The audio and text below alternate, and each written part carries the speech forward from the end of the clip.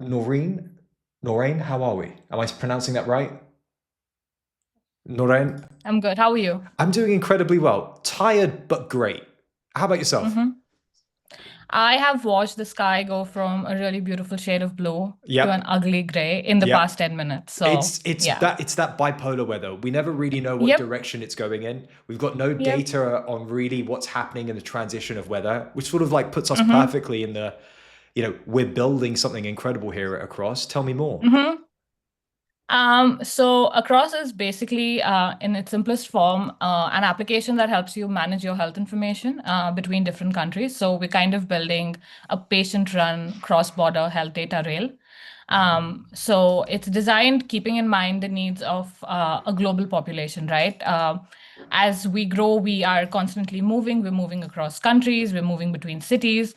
No one really wants to stay where they are right now. And with the rise of like lifestyle diseases and stuff, it's important now more than ever that you have access to your health information. And unfortunately, even though healthcare has become really global, health records are still kind of stuck in with institutions and systems that you're associated with. So, to tell you a bit about myself, I'm from India. I moved here in 2022 for my master's. I had a whole health record in India, but coming here, you start from scratch again. If I were to move somewhere else, like go to the States or You'd maybe start from Dubai or scratch anywhere again. else, I keep starting from scratch again and again. So yeah, it's designed for people who want to, do everything, be everywhere. And we want to make health data move as easily as you do. So yeah, that's All kind of right, let's what we're get into building. it. I'm deeply in love with this product because it solves such a unique problem, right? It hasn't been done properly. I mean, I don't know about you, but I've used the NHS app in the past. It's a Mm-hmm. step in the right direction. It's all there. I still have issues with the login, but aside from that, I think it's a great step in the right direction. You're building feels a little bit more elevated at that, something that we can carry on our phones or as we Mm-hmm. change devices consistently, right? Feels like Yep. something Apple might buy long term just so that they've got the Mm-hmm. data. That's Talk the to plan. me. Oh, that is the plan. Amazing. Apple, great. Um, I'd love to understand your sort of thinking around the UX of this. You've got to make it super simple and super easy, but at the same time, Mm-hmm. the back end has to pull in from so many different systems across the world. How Mm-hmm. how are you thinking about doing that? Walk me through it. So, so if let me take you to the start of it. Hmm. So initially, when I had this in mind, or when I found this problem, I was like, I want to solve this using the blockchain, and get all of the data on it, the best decentralized ledger. Just put everything on the blockchain, and then people can access it anywhere. It's super secure, no problems at all. When I went in and actually studied the technology, I realized, oh, this is going to be extremely expensive and it might be extremely slow because blockchain has a bit of a speed issue. So we had Was to it the like right really blockchain rethink. though? Like, was it just the blockchain that was the issue, or was it still in its infancy? Was that the I problem? Yeah, I think I thought about this back in 2020 at the Mm. peak of the pandemic when a lot of people were stuck without access to their health records. So I had taken part in this hackathon that was organized by EIT Health Spain, where I presented this for the first time, and we received like a crazy good response, winners of that hackathon and stuff like that. So that's where the seed was planted. Winners of But the I knew hackathon. yep. Yeah, wonderful. We're gonna smash the gong before you go on. Super Thank you. exciting. Thank you. Go for it. Keep going. Um, But that's kind of when the seed was planted, and this problem of cross-border data exchange became so evident because a lot of people were stuck in regions away from home without access to the information and sick and ailing at the time, right? So that's when I started like thinking about this, working on it. But I knew I didn't know enough about the problem, about the health systems, because I had been in India. I had a fair idea because I was working in healthcare marketing, but But I knew I needed to work a little more. would you argue your understanding of the Indian market helps you understand the majority of markets because it's such a complicated Yep. beast? Yeah. Because it's like it's a mix of public and private care, right? And I am fortunate to be from a more privileged section of society, so I've mostly accessed private care in my life. And still, like it's so fragmented. So a little to give you a bit more background as to why I feel so strongly about this. So I come from a family which has a very long history of chronic conditions. Like you name it, that's there in my family history. And growing up, we had this massive wardrobe that was just filled with files of health records. And This was very, very stressful every time there was somebody admitted in the hospital, because doctors would ask you the most bizarre questions, being like, "Oh, okay, what about that treatment, 3 years ago, which you had mentioned?" And then it would be like a kind of like putting you on the spot. It would be like a quiz, which and you really panic when somebody's like literally fighting for life or death in the hospital and just going and finding those And things back and forth. the doctor's throwing a prop quiz on which cancer treatments you've Yep. had. Yeah. Yeah. Which treatments you've Have you had? done this When was one, this this one? Have you done procedure? that? What's the date Yeah. on that? Yeah. That means we can do this one, we can't do that one. Have you taken these six medications ever before? And it's Oh my God, I confusing forgot because about the it's data. medications. Yeah, it's data from like not 1 or 2 years, right? When you have a chronic condition, we don't realize how long term it is. So sometimes they ask you questions on data like 15 years ago, and you're just like, oh, okay, and then you feel terrible about it because you don't know, and you feel like, what if this has affected the outcome? And it has in several cases, which is why I feel very, very strongly about this issue. So what we are like, going back to your initial question now about the UI, how we want to make it very simple, is that a lot of people, and because we're targeting a more international diaspora, and because a lot of the countries in the world are similar to the Indian private healthcare system, at least, you do have access to some form of data. So you do get a discharge summary, a prescription, something like that, but they have it in like very fragmented sources. So what we do is we help them bring it all together in terms of a one-time upload right now, for all of these international populations, and we kind of like standardize, summarize, and organize it. Using the global health data sharing standards, which are not defined, but like we do it with FHIR. And you kind of have this ready to share with a doctor anytime, anywhere. So consent is like at the core of a cross. Nothing happens without a patient willing it to happen. So the current applications in the field are all tied to systems. So even if you're using an app, say like Epic, you have data only from trusts that are using Epic, right? Or if you're using something like, something that's tied to an insurer portal like Bupa, it's only your Bupa treatments that are mapped on that. Right. And like the minute you stop using that, you lose access to all of those services. So we wanted this to be like extremely patient led, because, you changed clinics, you changed countries, you changed continents, but like you are the one constant in your entire health journey. And it's so important that you are the source of truth. And one thing I did take from blockchain is that how blockchain, we kind of decentralize the data from systems and centralize it with the patient.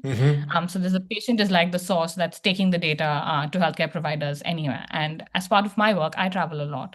And because I am at risk of so many health conditions, thanks to my family history, I am very conscious of my health. And I do tend to, I go back to India every 6 months just for health checkups, because I struggle with I can't play the fastest fingers first game on the NHS app at 9 o'clock in the morning. It's too much pressure.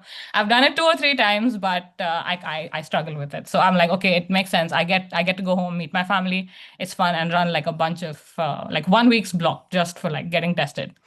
Just With what you everything do a else as well. whole week. I think that Across has a Yeah. separate product feature within the suite of the Across Corp, which is I'm just going to go build hardware for tests to solve this problem for myself and then scale that out. I was at the Yep. NECO event in London last week Thursday, and it was incredible to see. So like kind of what the private healthcare market's going, and I can see sort of the application of, well, that data needs to sit with you if I decide to move and go to another clinic somewhere else. And you can sort of see this cross border of information like becoming a requirement globally, right? Like I've got the stats up here, and it's that the Europeans health data space mandates cross-border patient data by 2025. In 9 countries, it's already operational. I'm assuming that there's a rollout to by 2030 to Yep. significantly more. Yep. It's incredible. And yeah, and I think that all of those initiatives kind of complement what we're doing as well, right? You can sort With of the ride European those health data space. tailwinds. Yep. And even with the NHS, like the kind of effort that's done with more access to information through patients. So when I came to the UK initially, like one of the main reasons I chose to study, because I knew I wanted to do this. I came here in 2022.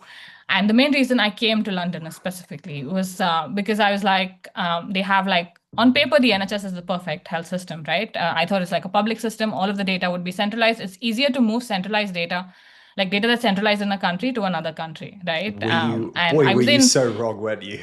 yeah, I was extremely wrong. I still remember the first conversation when I was pitching this to one of my advisors, just to kind of, get a feel of it. And he was like, okay. And we were sitting opposite St. Thomas Hospital. He was like, you see that hospital there? If you try to transfer a document from neurology to radiology, it's going to get faxed. And I was like, oh, damn. That's changed a lot, but I think since the Epic rollout, but it's still very fragmented, and I think the patient loses the most.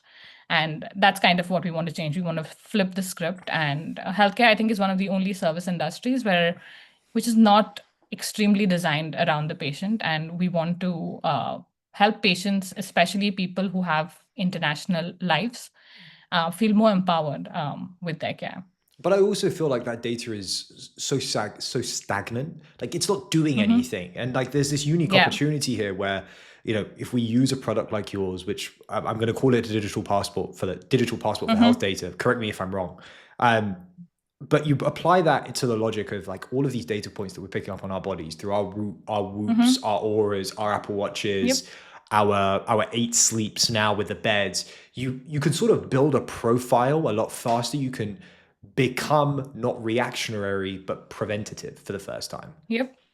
Yep, that's exactly the goal of what we're doing. So we integrate with a bunch of wellness parameters as well, and we are looking to integrate with a whole bunch of other, at-home medical devices like your BP machines and your blood sugar monitors and stuff to kind of track patterns. And then we connect this data to the data that you've uploaded on your reports and stuff, and give you insights based on that. So at the core of Across is this framework called Focus, which basically is helping you find, organize, control, understand, and share your health information. So a major How focus, a long did major it focus, take to come up ironically. with that?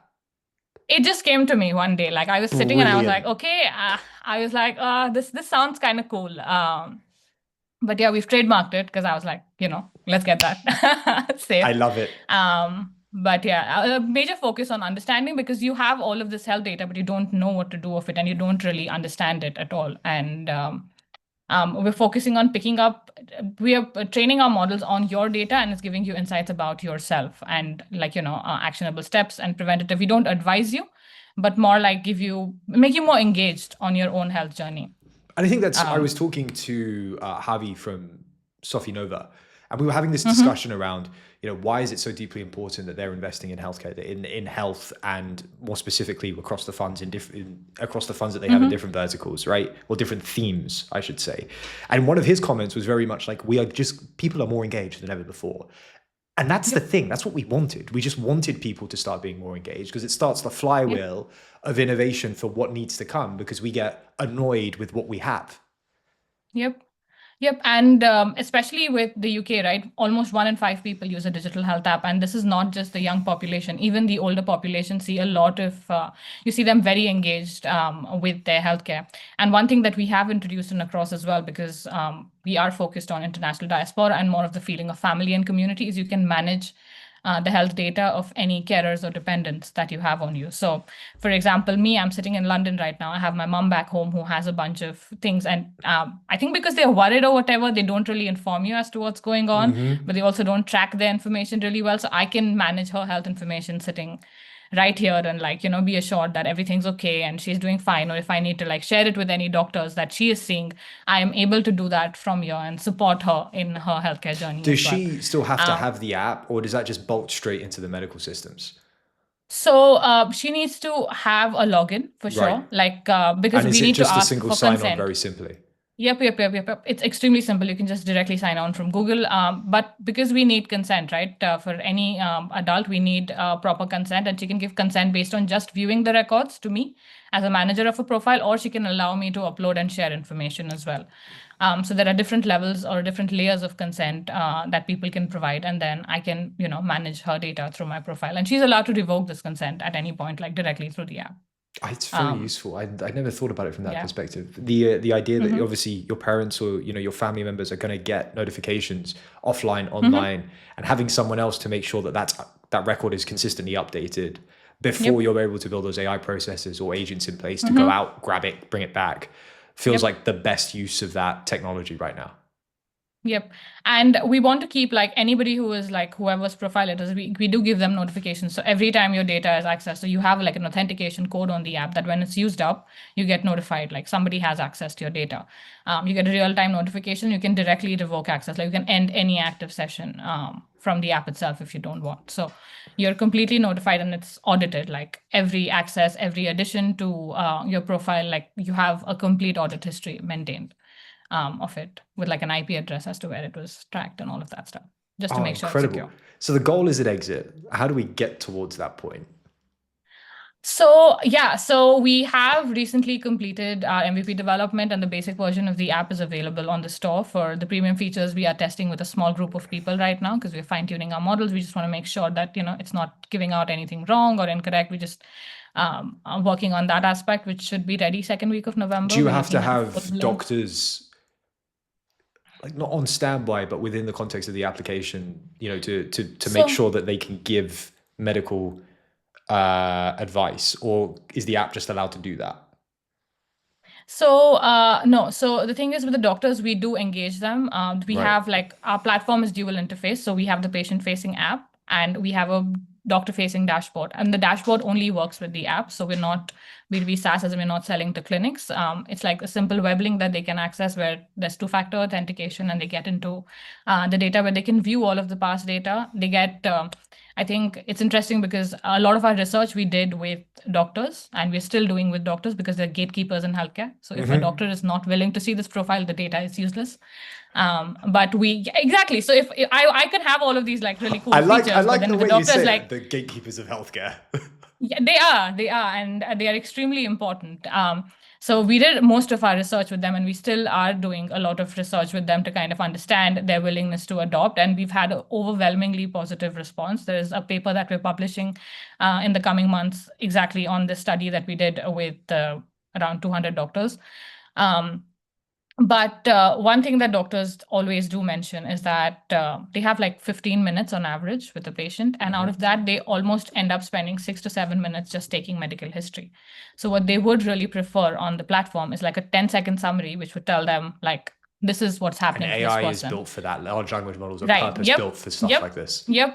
And it works perfectly. So we give them like a structured timeline. We give them this 10-second summary, which they can consider or cannot consider. Like it's just there. It's there for them. They can choose to still continue to talk to the person, but we've just made this information easily available for them, so they can make the most use of the 15 minutes that they have with the patient, like talking about the now and what to do in the future. And the good thing about our platform is like, because we focus a lot on the continuity of care aspect, they can not just see data, but they can upload information in any format directly to the platform, which goes to the patient app. And say a patient maybe doesn't want to share this data or doesn't want to have it on their profile forever, they can just choose to archive it and unarchive it whenever. So when they next share it, that data, they can choose if it's visible or not. So patients decide that, okay, this is going. Because a lot of people might want to maintain really sensitive information, which they don't want every doctor seeing, like it may or may not be relevant. So yeah, we have like the role-based access feature enabled as well. What is deeply difficult about building this? Because we, of course, it's very, very sensitive information, right? Personal health information. And there are a lot of regulations. Different countries have different regulations. That has been, I think, the biggest challenge is understanding global health data regulations. So that took a while to know what we can do. And then at the end of the day, we realized that as long as we have explicit consent, we're still in like an okay field. So we built it like 3 times over. Like the app asks you for consent at least 3 times before you share any kind of data. And of course, because this has been a lot of apps in especially the health information sharing space go through institutions. We don't want to do that. So we are working towards partnering with travel clinics, insurers, and medical tourism agencies primarily to kind of get the app to the public and let them start using it. So I think a big challenge is going to be distribution when it comes through, because we're not going very systemic. We want to be patient run. So yeah, just anticipating problems, I think, right now. It's always anticipating problems. What's really easy for you? Like what is just really seamless? Is it the onboarding? Is it the getting people to use it? What is it? I think the onboarding is really, really easy. You don't need too much. And I think once you've uploaded the information, it's all just there. And there's a lot of stickiness because of that, because we're targeting people who have chronic conditions. So the condition is never going to go away. And like once you've taken the effort to put all of your data in one place, you're not just going to leave. We have talking a little bit about the business model. We have a freemium version.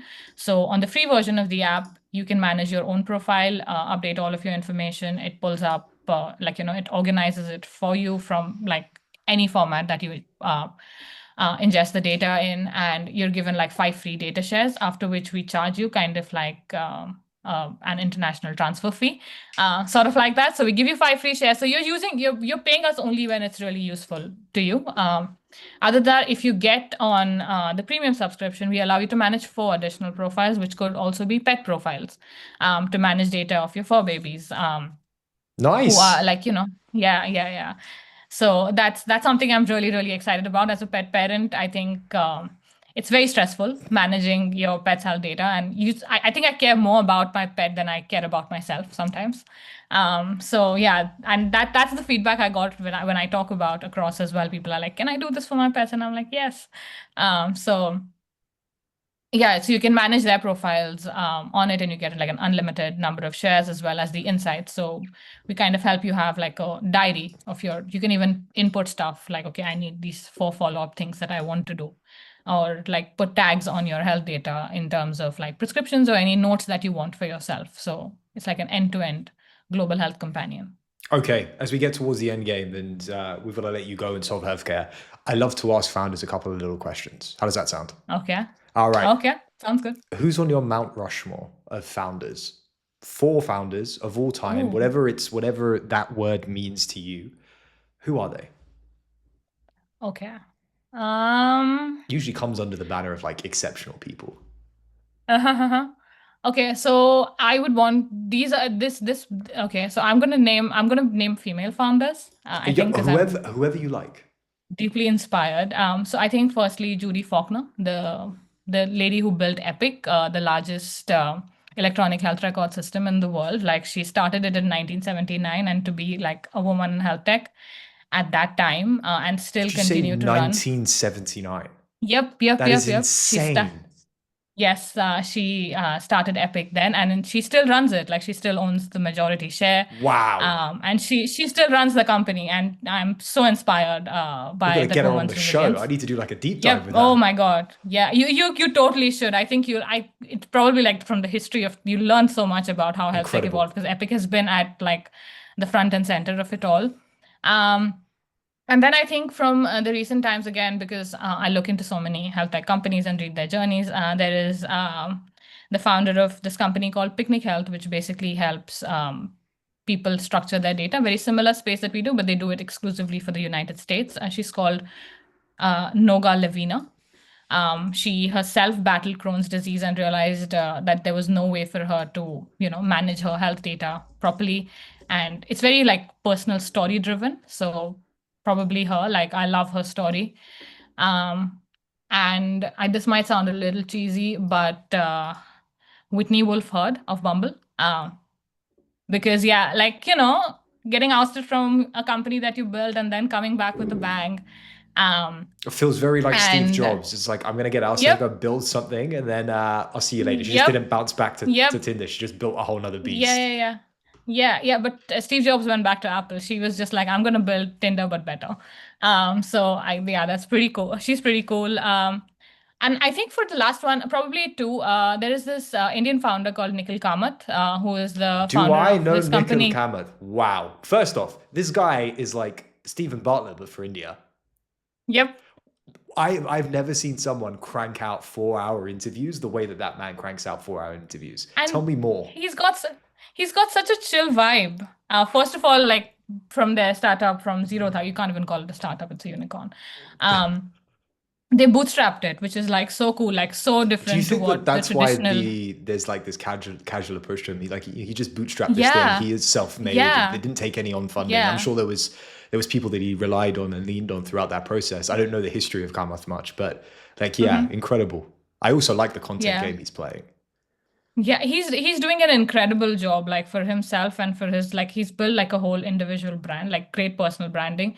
His podcasts are so fun to watch. He's so chill.